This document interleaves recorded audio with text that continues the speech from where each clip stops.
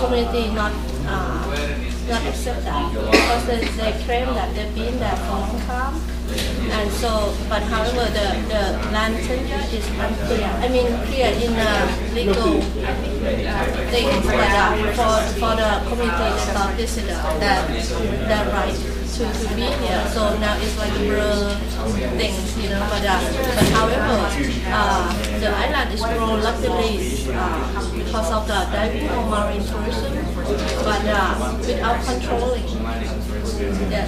But however, about 7 years ago, we worked closely with the communities to try to make the island to be sustainable, the island management. But however, the people that, especially the local government, they not realize about how to manage the island in wise management way, you know. Actually, the way they manage the island is the same pattern with the manage the main islands, you know. And however, we try to work with the local community that is not local, but because they come from, they used to be like how do you call coconut people, you know, because they plant coconut like a farmer and fishermen, but now they become businessmen. All of them, most of them now, only 10 family or 10 fishermen on the island. And however, when they growing to be a business people, they just growing because of it. Tourists come, they have to deal with that. So it means they not prepare anything for tourists, for tourism impact, right? But until now, we have a community group called Safe Got Tao Group, try to make people aware of the development and protect themselves, because the island is just only the 19 square kilometer and there are only 3 villages. That actually is easy to manage, but the problem is even the business group or community group, they are very strong in realize about okay, we have to protect it, we have to protect our business capital, that's marine natural resources, right? They realize, but now I think the lack of understanding about how to integrate leaf to reef, you know, linkage. That's it. We have to. I think that's it. The point that we have to educate people more. I mean, because now they become business and they focus on their business and they realize, but they don't know how to integrate with others. So that's it. The problem. But however, recently the community group try to push the government, local government, and also we got support from the central government, then Department of Marine and Coastal Resources. They are very close, work very closely with our marine conservation team. We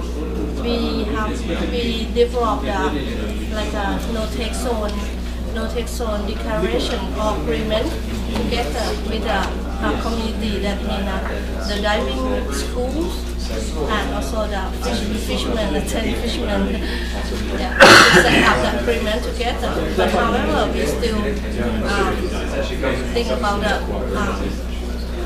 enforcement actually is still poor, because the island is far away from, not quite far, but for logistics it's very expensive for the government to come here to manage things. So however, this island is still the community very strong. That's why I'm interested in using LMMA, right, to set up that, because we can't wait for the people on the mainland come here to say that okay, you have to do that, because whenever it happens, you know, in the island, so they have to solve the problem by themselves. But so the problem is the capacity of people that will be everything. But that's the issue.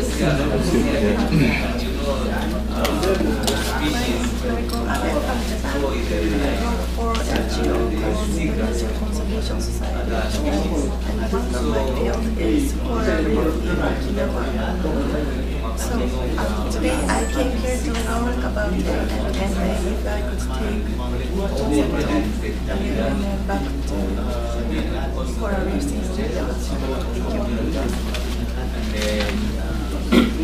I speak in Malagasy for the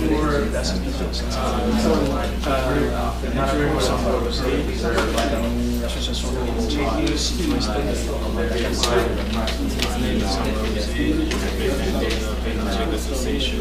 Which is the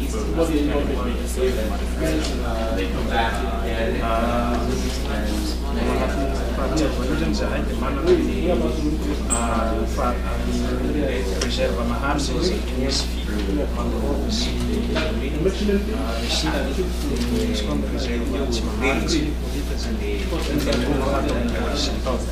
So just about the zonation, they have 7 meters with 6 on concrete and 1 mangrove, and rotation of the meters every year the octopus project.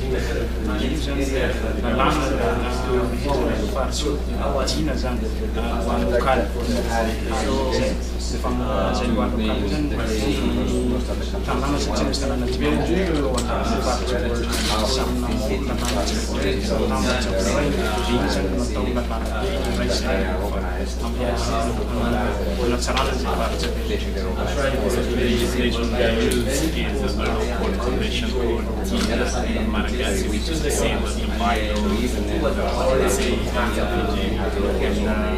and how they created at the beginning is every single village has their own team, and there's 25 villages in Philippines, and then they come up together with their own team to discuss how we can make the budget, and that one will be applied to everybody.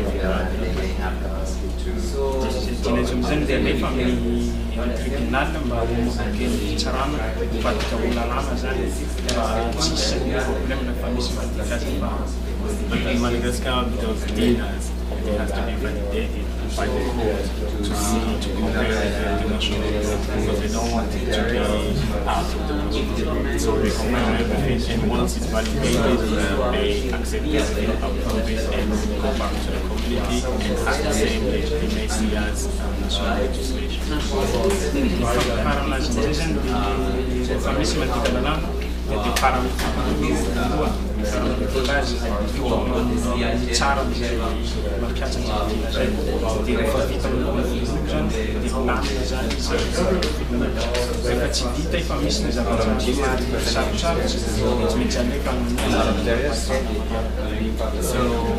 It forces at the village level, in the very bottom level. And if everything is done, then there is payment of the fine, everything is agreed, it stops there.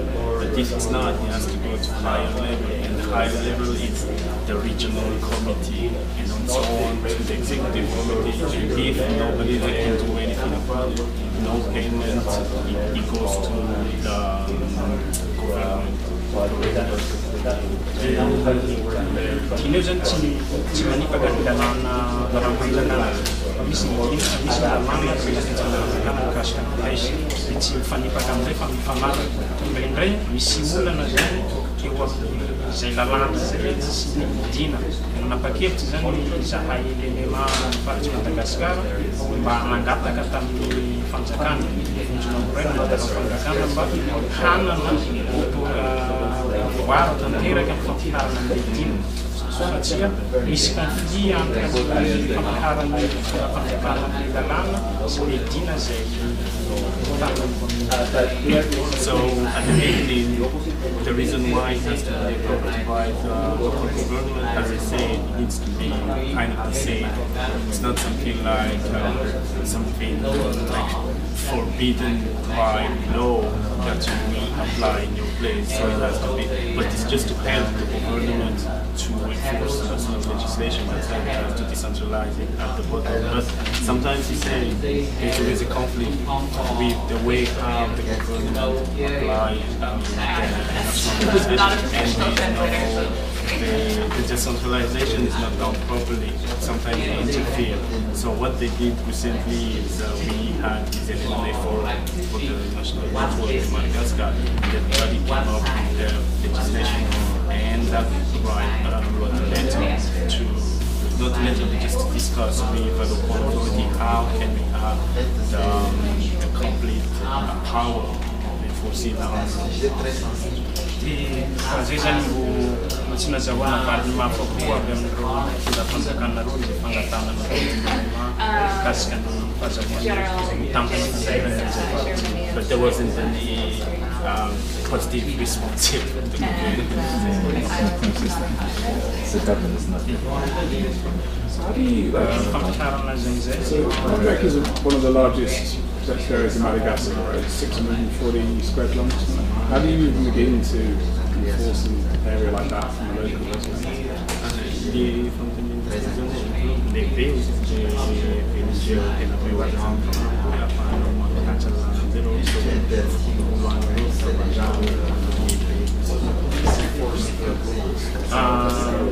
io zany isaky tanàna misy comité mpampiatra dina zay apetraka zany mpanaramaso amin'ireny comité regny amizay isaky tanàna tsirairay samy mampihatsa ny dina misy azy io raha ohatra zany ka sy vitan'io dia misy ny comité vonkana zay mitambatra ihany koa mamaha zay lalàna misy fanarahamaso zany sy comité ao anatin'ny valatra amin'izao. So every village elected Dina enforcement committee, right? So there's like 4 to 8 people in every single village, and they are in charge of them. Okay, if I could just interrupt for a minute quickly. Of the surveillance. Everybody in the village is in charge of the surveillance. Okay, so we want to move on to the next discussion, and I also want to give you just a little bit more clarity. So I had some questions. So we're at this first part of the sheet, and everyone's just writing down, you know, some best practices. You'll see that there's numbered 1, 2, and 3, and there are 3 topics. But that doesn't mean that your 3 best practices or your 3 favorite ideas from the discussion need to be 1 from each. You know, it's whatever you'd like. Just trying to gather, you know, what are some good ideas that come out of these discussions. And they could all come from the first one, they could all come from the last one, they could be 1 of each. Are there any other questions on the paper before I move on? Do you all understand? Cool. So, moving on, setting up LMA. So, as part of the growth that we saw in that map, a lot of LMAs are relatively new, and a lot of them are expanding to their neighboring villages. For the partner organizations here, how to support a community to create a new LMA is a constantly evolving methodology. So we want to talk a little bit about this, especially get ideas from community members about how is your LMA set up, how could it have been done better, and how is your LMA spreading its ideas to neighbors.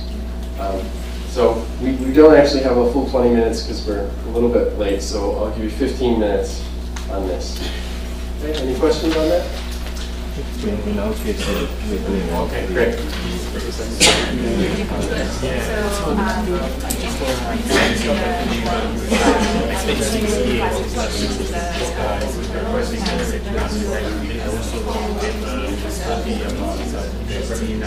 And just to share about the challenges mostly. They had a lot of enforcement, about 20 enforcement since the beginning, but the main challenge is the migrants. It's really hard for them to enforce the migrants. At the same time, some gears it's easy for them to enforce it. For example, poison fishing, they can start poison fishing. But if you talk about beach same native, it's very hard for them to start when you talk about the nets.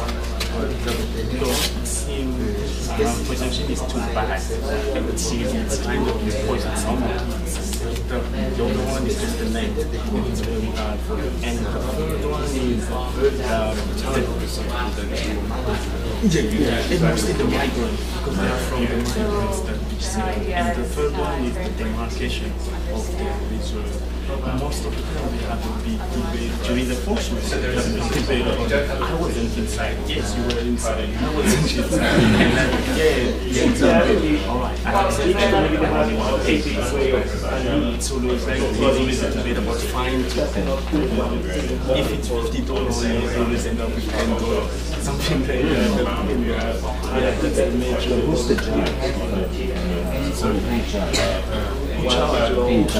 charge is the whole community. They have only the president of the village would share the meeting and everybody is in charge. Everybody makes their it's very democratic way of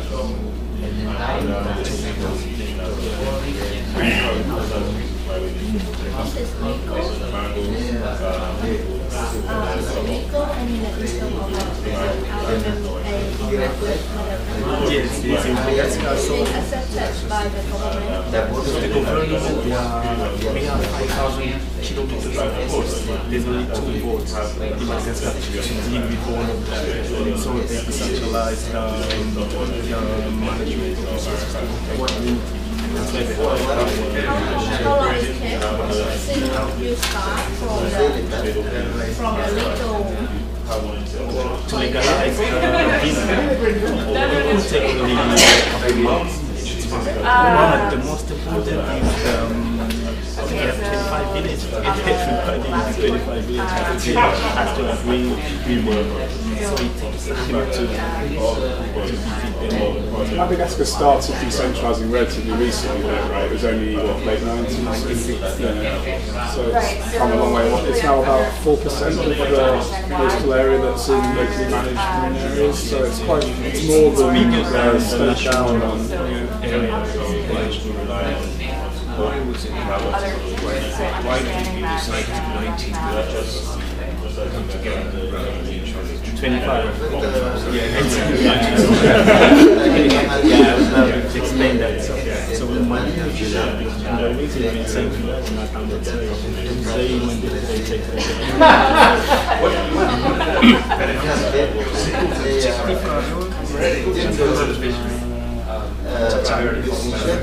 Wat gaan we dit wij zijn is conflit. Madagascar zijn tamba trabalho, zijn sabe capaz.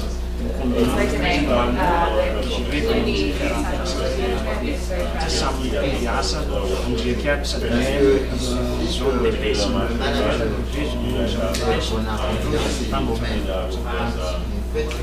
So they're called veils. That's how we try veils. So he said the veils they move a lot. They don't have a partition. They can go anywhere they want. So to avoid conflict, everybody has to stay together.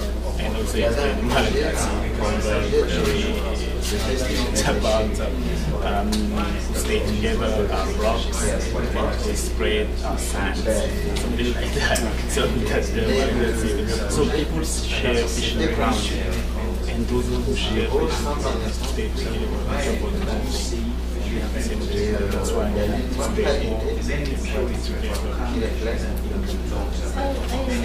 I'm still wondering that how for setting from 1994, 96, right? Until take for 4 years until you establish officially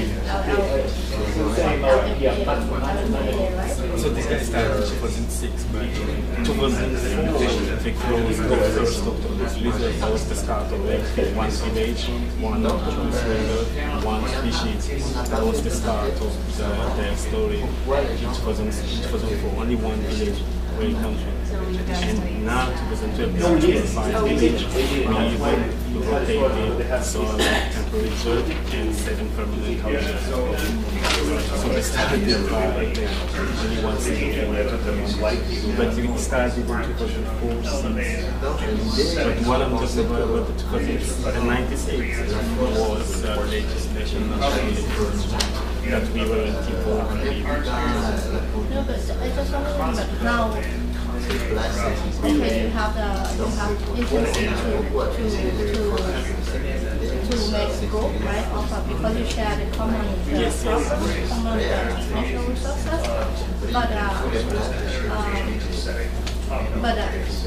because for that it's very difficult to approve or agree with you that okay, you can manage yourself, you can, you know, even though we are democracy, but it's still difficult to say, hey, we can do like ourselves, but can you like easier or? It's something, you know, back in 2003, I don't know if it was on ICC or in Durban. So it's the commitment of our government, of our president to expand 3 times bigger the size of NPA and PA in Madagascar for the Kizomba, and part of that was expanding the marine and community engagement. That's why they have found any kind of ways of community. So like at the top level, they accept and have a policy for it, so and then like elsewhere in the Western Indian Ocean, we've seen Kenya and Tanzania embark on, even Mozambique now embark on similar decentralisation of resources. I'm not sure if it was prompted by Madagascar. I think it was more they were doing it with their inland water, which is their lakes, and they worked quite well, so they kind of extended it across their marine resources as well. So it's been working quite well.